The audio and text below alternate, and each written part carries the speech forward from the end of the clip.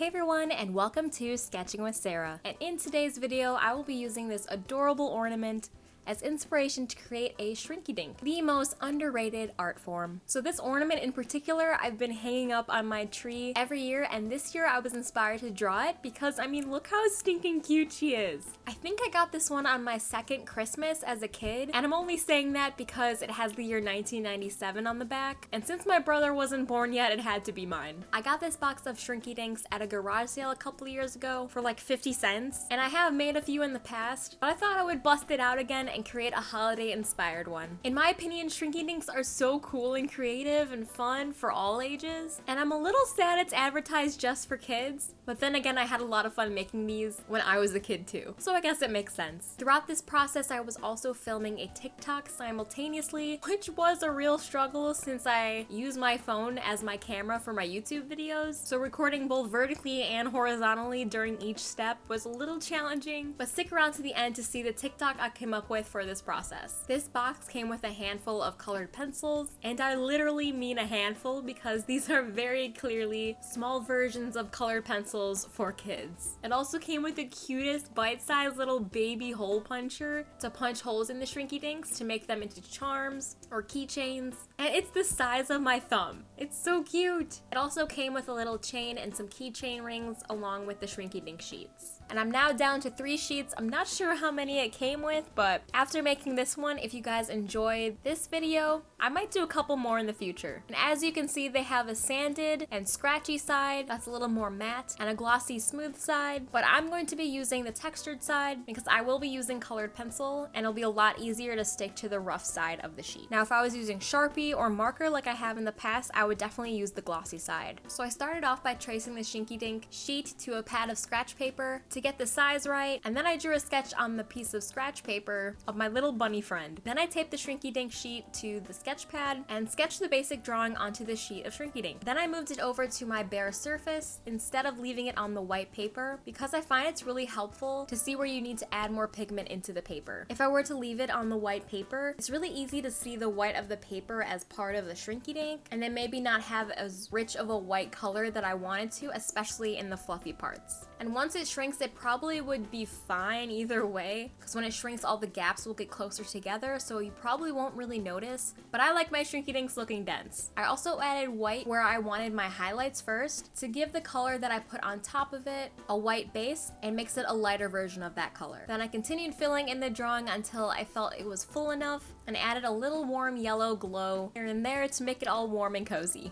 Then I untaped the sheet from my surface, and the next step is the hole punch where I want it to go, so I have the option to make a charm or keychain. You really want to make sure you do any hole punching first before you shrink it, because it will become a really dense plastic, and the hole puncher just won't be strong enough to cut it. Also, the hole would be massive compared to the shrink charm. It was kind of hard to tell exactly you were punching the hole, so I had to guess a bit, but once I hole punched it, I cut the border around the drawing, leaving a good buffer from the edge of the drawing. Throughout this process, I actually filmed everything vertically for my TikTok too, minus the time lapses, but I kept having to record it in the app and save it as a draft, exit the app, and then go back to my camera and record it horizontally for the YouTube video process. And that back and forth was a little annoying, especially having to retake all the vertical shots to fit the timing of the music. I didn't realize how many times it would take me to get the timing right with the song. Plus, like, once you cut the shrinky dink, you can't really go back and redo that footage. So you have to be really sure that the footage that you got before was good, because you can't just retake it once you do it, and that's a little stressful. So this is the before shots of my little bunny shrinky dink. I think it's interesting seeing the backside of it because it's glossy, and you see that initial sketch a lot more since you placed it down first, which makes sense. It reminds me of those pancake artists, and whatever they put down first, you'll see on top of it when you flip the pancake.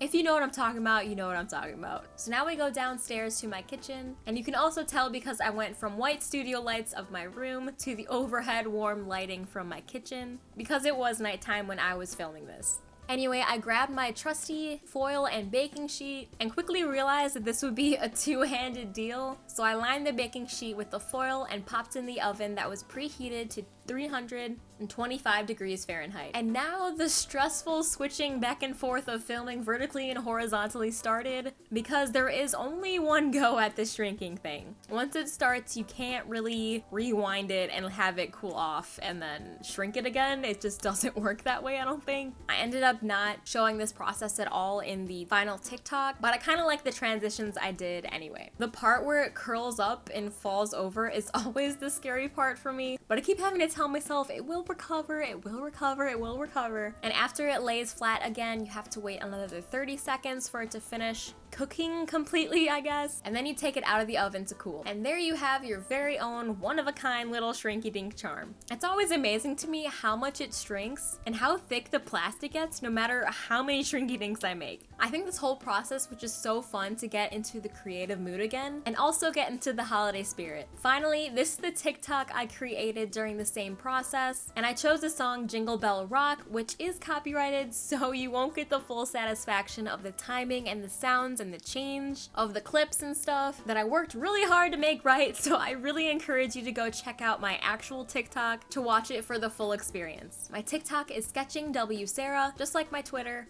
And I feel like as my first recorded as you go art TikTok, I'm pretty happy with it and hope you guys enjoyed watching the behind the scenes. If you did enjoy this video, please leave me a like and subscribe for more art and animal related content. I upload a new video every Friday, and I have a really exciting video planned for next week, and I might either do a giveaway or have it available this holiday as a little postcard or print. I won't give too much away, but the concept has to do with giraffes and candy canes, with a punny saying, of course. And it'll probably have facts about giraffes in it that you definitely didn't know, or at least I didn't know, that's for sure. Anyway, if you made it this far, please leave me a comment and let me know what you think about Shrinky Dinks, because I honestly feel like they're just so underrated and too fun to not make when you're bored at home. I felt like a creative little kid again in the best way. Also, what other Shrinky Dinks should I make with the other two sheets? Let me know what you'd like to see. As always, I have all the links to my social media, as well as the supplies I used in this video as affiliate links, so definitely check it out and consider purchasing any of it to support my channel a little bit and my YouTube artist journey. Thank you all so much for watching, and I'll see you in the next one.